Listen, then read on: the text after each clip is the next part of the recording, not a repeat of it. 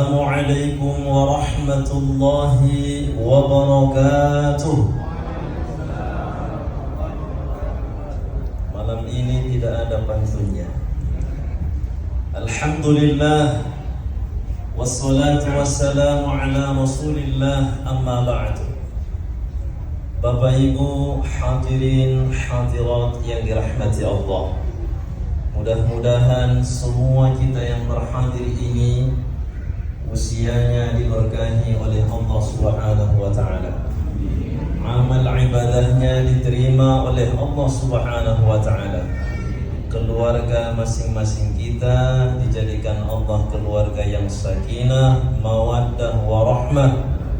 Yang belum punya jodoh, mudah-mudahan setelah Ramadan selesai Allah pertemukan dengan jodohnya. Tema tausiah singkat kali ini, puasa menimbulkan rasa syukur. Bapak Ibu yang dirahmati Allah, di dalam Al-Quran surah Ibrahim, Allah Subhanahu wa ta'ala berfirman, la in syakartum la azidannakum wa la in kafartum inna adabi lasyadid. Jika kita bersyukur, maka Allah Subhanahu wa ta'ala akan menambah nikmat yang kita syukuri itu. Tapi jika kita kufur, maka ingatlah azab Allah Subhanahu wa ta'ala kelak sangat pedih. Bapak Ibu yang dirahmati Allah, Allah Subhanahu wa ta'ala sangat sayang kepada kita. Kita saja yang kurang menyadari betapa sayangnya Allah Subhanahu wa ta'ala kepada kita. Dahulu ada seorang alim besar yang bernama Al-Imam Ibnu Hajar Al-Haytami. Dalam dunia ilmu turas ada 3 nama yang disebut dengan Ibnu Hajar. Satu, Al-Imam Ibnu Hajar Al-Asqalani, alim hadis. Yang kedua, Al-Imam Ibnu Hajar Al-Haytami, ahli fiqh Syafi'i. Yang ketiga, Al-Imam Ibnu Hajar Al-Haythami, ulama fiqih dari mazhab Maliki. Dituliskan dalam kitab Fathul Majid. Penulisnya orang Indonesia, namanya Syekh Nawawi bin Umar Al-Jawi Al-Bantani. Siapa namanya, Pak? Yang tak bisa mengulang itu berarti kekenyangan tadi pas buka puasanya. Beliau orang Banten, tapi beliau adalah alim di Al-Masjidil Haram yang disegani oleh orang-orang Arab. Sehingga kealiman beliau dari sanad keilmuan ulama-ulama Nusantara ini sanadnya bersambung kepada Syekh Nawawi bin Umar Al-Jami Al-Bantani. Beliau juga termasuk satu di antara alim yang menjadi imam di Al-Masjidil Haram pada masanya. Di saat beliau meninggal dunia, kuburan beliau dibongkar. Karena memang di Mekah itu kalau sudah lama kuburan dibongkar, diambil tulang belulangnya. Namun ketika dibongkar jasadnya masih utuh, disampaikan kepada Raja Sa'ud, maka kata beliau, jangan disentuh lagi jenazahnya karena dia adalah orang alim yang sangat mulia. Di dalam kitab beliau Fathul Majid diceritakan bahwa Al-Imam Ibnu Hajar Al-Haytami di Mesir, waktu itu beliau lewat di pasar. Tahu ibu pasar, Bu? Bukan pasar jalan tuh ya, tempat belanja orang. Pajak kalau bahasa kitanya, kayak pajak ikan. Satu-satunya di Medan ini nama pajak yang berbohong selalu. Kenapa? Karena tidak ada di situ ikan. Yang ada adalah kain-kain. Al-Imam Ibnu Hajar lewat di pajak tersebut. Seorang alim memakai pakaian yang terhormat. Dia dikawal oleh pengawal. Kemudian tiba-tiba ada seorang penjual minyak datang kepada Al-Imam Ibnu Hajar. Tuan, iya, mohon izin tuan, saya mau bertanya. Ini yang bertanya tahu bahwa ini adalah orang alim, Al-Imam Ibnu Hajar Al-Haytami. Apa yang mau ditanya? Kata Al-Imam Ibnu Hajar, saya tidak muslim, tapi saya pernah mengetahui bahwa Nabi kalian orang Islam pernah mengatakan. Apa kata beliau? Ad-dunya sijnul mu'min wa jannatul kafir. Atau kama qala Nabi sallallahu alaihi wasallam. Hadis ini riwayat Imam Muslim. Kata Nabi kalian, dunia ini adalah penjara bagi orang yang beriman. Tapi dunia ini adalah surga bagi orang yang tak beriman atau orang kafir. Saya mau bertanya Tuhan, apakah itu benar ucapan Nabi kalian? Tapi saya merasa itu tidak benar. Kenapa? Saya ini tidak beriman. Saya Yahudi, kata beliau. Saya hari-hari penjual minyak. Ibu tahu penjual minyak kan? Penjual minyak goreng. Kalau misalkan kita dulu penjual minyak goreng, ditimbang. Kalau misalkan penjual minyak goreng itu di tangannya ada minyak, tentu disapukan ke baju, kotor. Saya sudah bertahun-tahun penjual minyak Tuhan. Kadang laku, kadang tidak laku. Apalagi kadang-kadang ibu-ibu dari Baitus Sholihin nawar lagi katanya. Tapi bukan dari Mesir ya. Nah, saya merasa hidup saya ini tidak di surga. Kalau Nabi kalian mengatakan yang tak beriman dunia ini laksana surga baginya, saya justru merasa tidak Tuhan. Saya kadang kurang makan, kurang biaya hidup.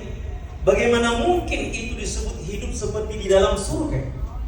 Kata Al-Imam Ibnu Hajar Al-Haytami, saudaraku, yang disebutkan oleh Nabi kami itu adalah benar.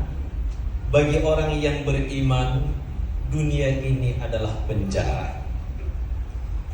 Kalau saudara mengatakan saya berpakaian seperti ini, kemudian dikawal, rezeki dikasih oleh Allah, sesungguhnya bagi kami orang yang beriman ada aturan di dunia ini. Sehingga ada yang haram, ada yang halal. Kalaupun dia menyenangkan, jika haram tak boleh kami buat.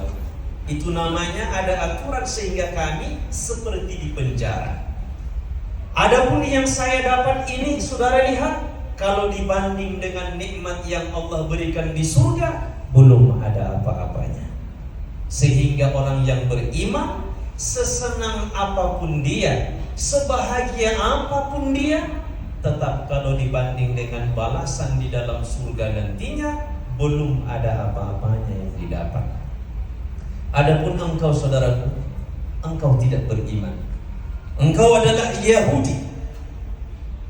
Engkau tidak percaya yang menciptakan langit ini, yang menciptakan bumi ini Allah, tapi engkau tidak mengakuinya sebagai Tuhan. Udara punya Allah, engkau nikmati. Air punya Allah, engkau nikmati. Anda saudaraku tidak beriman kepadanya, padahal dia yang punya segalanya. Kalaupun Anda mengeluhkan yang dirasakan sekarang ini, pakaian kotor, biaya hidup kurang, jualan kadang laku, kadang tidak laku, tapi saudara bisa bernafas, bisa makan, bisa minum, bisa menikmati apa yang ada. Saudara, kalau pengingkaranmu kepada Dia sebagai Tuhan dibanding dengan siksa neraka dengan kehidupanmu yang sekarang, maka sungguh hidupmu yang sekarang ini seperti dalam surga. Karena nanti di akhirat, innal ladzina kafaru wa matu wa hum kuffar ulaika alaihim la'natullah wal malaikati wan nasi ajma'in. Siapapun orang yang meninggal dunia dalam kondisi dia mukallaf, tidak beriman, maka nanti di akhirat siksa yang akan dialaminya sangat pedih. Jadi Bapak Ibu, tidak bisa dijadikan alasan si A itu kan baik, walaupun dia tidak muslim, tidak mukmin, tapi dia baik, tentulah dia masuk surga.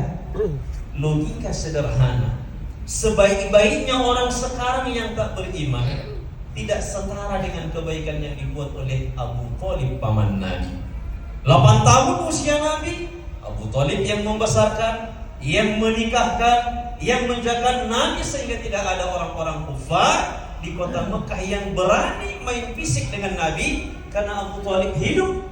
Tapi ternyata di dalam kitab Fathul Bari disebutkan Abu Thalib meskipun demikian tetap dia tercatat sebagai penghuni api neraka. Bapak Ibu yang dirahmati Allah, ketika Yahudi tadi mendengarkan penjelasan dari Al-Imam Ibnu Hajar Al-Haytami, dia terdiam sambil kemudian merenung dan menetes air matanya. Dia peluk Al-Imam Ibnu Hajar Al-Haytami. Tuanku, baru sadar saya kalau ternyata dalam hidup ini betapa banyak yang Tuhan berikan ke saya. Yang Tuhannya orang yang beriman berikan ke saya sungguh sangat banyak. Duka yang saya rasakan ini belum ada bandingnya dengan siksa bagi yang tak mengakuinya sebagai Tuhan. Karena itu Tuhan tolong ajarkan saya Islam. Maka Al-Imam Ibnu Hajar mengatakan, asyhadu an la ilaha illallah wa asyhadu anna Muhammadar Rasulullah. Berimanlah si Yahudi penjual minyak tadinya. Bapak Ibu yang dirahmati Allah, ternyata rasa syukurnya itu tidak disadari selama ini. Kita pun Bapak Ibu hari ini kurang menyadari rasa syukur kepada Allah. Seolah puasa itu menyiksa kita, seolah puasa itu membuat kita terkekang.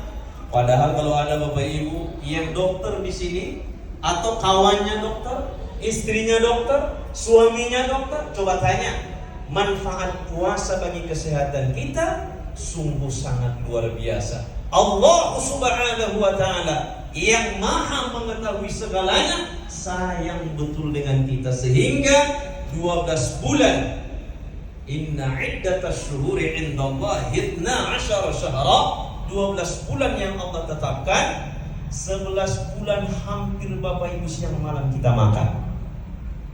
Yang gak makan pada saat tidur, itu pun kadang-kadang mengunyah juga, ya. 1 bulan Ramadan hanya 12 jam, istirahatkan lambung kita dari makanan, minuman, dan hubungan kita dengan istri sendiri yang halal pun di stop selama kurang lebih 12 jam. Itu manfaatnya adalah untuk kita. Maka Bapak Ibu yang dirahmati Allah, puasa ini seyogyanya harus melahirkan dalam diri kita rasa syukur yang semakin besar kepada Allah Subhanahu wa Ta'ala. Mudah-mudahan semua kita yang berhadir ini diizinkan oleh Allah untuk menjadi hambanya yang pandai mensyukuri semua nikmat yang diberikan. Amin ya rabbal alamin. Wassalamualaikum warahmatullahi wabarakatuh.